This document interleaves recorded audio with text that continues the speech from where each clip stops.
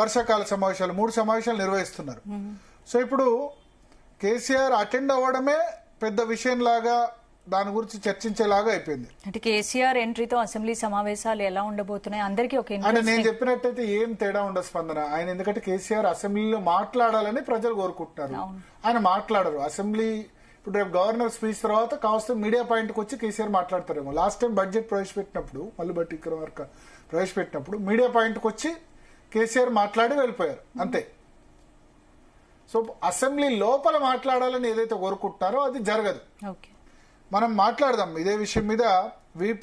వి ప్రకాష్ గారు రాజకీయ విశ్లేషకులు, కేసీఆర్ ను సన్నిహితంగా చూసిన వ్యక్తుల్లో, అత్యంత సన్నిహితంగా చూసిన వ్యక్తుల్లో ఆయన కూడా ఒకరు.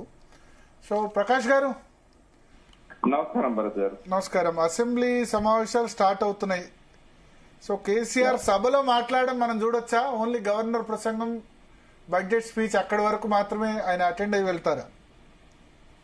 ఈ సెషన్ కి ఏం రాకపోవచ్చు, ఎందుకంటే జస్ట్ అటెండెన్స్ మ్యాండేటరీ కాబట్టి అటెండెన్స్ ఇచ్చి వెళ్ళిపోతుండొచ్చు. ప్రజెంట్ చేసేటప్పుడు కాసేపు కూర్చొని వెళ్ళిపోతాడు లాస్ట్ టైం లాగానే. బహుశా ఈ సెషన్ కి తను రాకపోవచ్చు, ఎందుకంటే ఆయన ఎంట్రీ అనేది రీ ఎంట్రీ అంటాం కదా, అది సభలతోనే ఏప్రిల్ 27 సభతోనే బాగుంటదని అందరు అనుకుంటున్నారు. కాబట్టి రాకపోవచ్చు అని నేను అనుకుంటున్నా. ఓకే, అంటే ఒకవేళ